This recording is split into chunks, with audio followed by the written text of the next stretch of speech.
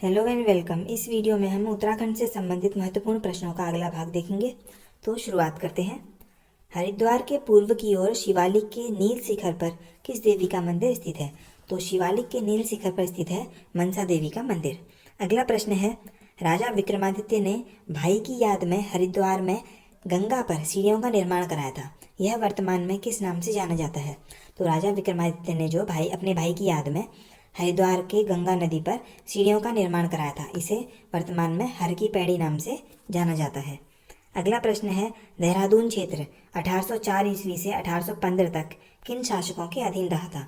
तो देहरादून क्षेत्र 1804 से 1815 तक गोरखा शासकों के अधीन रहा था। अगला प्रश्न है, उत्तरकाशी में 1803 की बाढ़ तथा भूकंप में बाड़ाहाट नगर के क्षतिग्रस्त हो जाने के बाद नगर को किन पर्वत के नीचे वाले क्षेत्रों में बसाया गया था? तो नगर को बसाया गया था वरुणावत पर्वत के निचले क्षेत्र में। आगे देखते हैं। अगला प्रश्न है, चौथी सदी में विदिशा के राजा गणपतिनाथ द्वारा चमोली में रुद्र महालय मंदिर बनाया गया था। इसे वर्तमान में किस नाम से जाना जाता है? तो इसे वर्तमान में जाना जाता है गोपेश्वर नाम से। यह बनाया गया था चौथी सदी में विदिशा के राजा गणपतिनाथ द्वारा। आगे बात करते हैं। अगला प्रश्न है, भरतखंड, खर्चाखंड तथा केदार शिखरों के मध्य कौन सा मंदिर स्थित है? तो भरतखंड, खर्चाखंड तथा केदार शिखरों के मध्य स्थित है केदारनाथ मंदिर। अगला प्रश्न है कि किस नगर के बारे में यह मान्यता है कि यहाँ भगवान विष्णु ने राजा बलि से 3 पग जमीन दान में मांगी थी?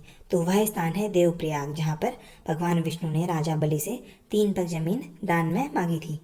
अगला प्रश्न है, कंडोलिया पहाड़ी की ढाल पर कौन सा नगर स्थित है? कंडोलिया पहाड़ी की ढाल पर स्थित है श्रीनगर स्थित है।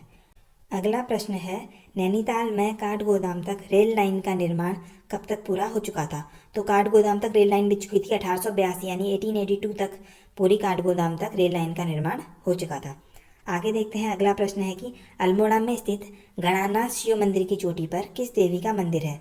तो अल्मोड़ा में जो गणानाथ शिव मंदिर है उसकी चोटी पर मल्लिका देवी का मंदिर है।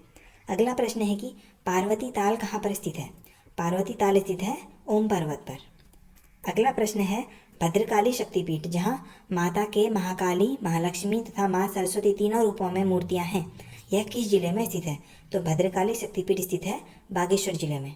यहाँ पर माता के महाकाली, महालक्ष्मी और माँ सरस्वती के रूप में 3 मूर्तियों में स्थित है माँ। आगे बात करते हैं। शिव के भक्त बाणासुर का किला किस जिले में स्थित है? तो शिव के भक्त बाणासुर का किला स्थित है चंपावत जिले में। अगला प्रश्न है, नाथ संप्रदाय से संबंधित गोरखनाथ एवं भैरव सिद्ध गुफा कहाँ स्थित है? तो नाथ संप्रदाय से संबंधित जो गोरखनाथ व भैरव सिद्ध गुफा है वह स्थित है देवलगढ़ नामक स्थान पर। अगला प्रश्न है कि ब्रह्म गुफा तथा भीम गुफा किस स्थान के पास स्थित है? तो ब्रह्म गुफा तथा भीम गुफा स्थित है केदारनाथ नामक स्थान पर। अगला प्रश्न है कि भीम के पुत्र घटोत्कच का मंदिर किस जनपद में स्थित है? तो भीम के पुत्र घटोत्कच का मंदिर स्थित है चंपावत जनपद में। अगला प्रश्न है, बैजनाथ से लगभग 2 किलोमीटर दूर कोट भ्रामरी का मंदिर स्थापित है, यह किन शासकों की कुल देवी थी? तो कोट भ्रामरी देवी जो है वो कार्तिकेयपुर शासकों की कुल देवी मानी जाती हैं। अगला प्रश्न है, कटिपानी घाट तथा काली गंगा नदी के संगम पर कौन सा स्थान स्थित है? तो कटिपानी घाट तथा काली गंगा नदी के संगम पर स्थित है तालेश्वर। अगला प्रश्न है कि झूला देवी राम मंदिर किस स्थान पर स्थित है? तो झूला देवी राम मंदिर स्थित है रानीखेत नामक स्थान पर। अगला प्रश्न है कि कोसी नदी के बीच स्थित गर्जिया देवी मंदिर किस स्थान पर स्थित है? कोसी नदी के बीच स्थित गर्जिया देवी मंदिर स्थित है रानीखेत नामक स्थान पर। अगला प्रश्न है, कालेश्वर महादेव का मंदिर किस स्थान पर स्थित है? कालेश्वर महादेव का मंदिर स्थित है लैंसडाउन में। अगला प्रश्न है, किस स्थान पर गंगा दशहरे पर एक विशाल मेले का आयोजन किया जाता है? तो वह स्थान है सुरकुंडा देवी। अगला प्रश्न है, भगवान विष्णु की उपस्थिति में शिव पार्वती के विवाह का स्थल त्रिजुगी नारायण किस स्थान पर स्थित है? तो त्रिजुगी नारायण स्थित है कालीमठ नामक स्थान पर। यहाँ पर भगवान विष्णु की उपस्थिति में शिव पार्वती का विवाह हुआ था। आगे देखते हैं। अगला प्रश्न है कि भारत के दूसरे सबसे ऊंचे शिखर नंदा देवी शिखर की ऊंचाई कितनी है? तो नंदा देवी शिखर की ऊंचाई है 7,817 मीटर। 7,817 मीटर। अगला प्रश्न है, मनेरी से गंगोत्री मार्ग के बीच भागीरथी नदी के बाएं किनारे पर गंधक से युक्त गर्म जल का एक स्रोत है, यह किस नाम से जाना जाता है? तो मनेरी और गंगोत्री मार्ग के बीच जो गर्म जल का स्रोत है इसे गंगानी नाम से जाना जाता है।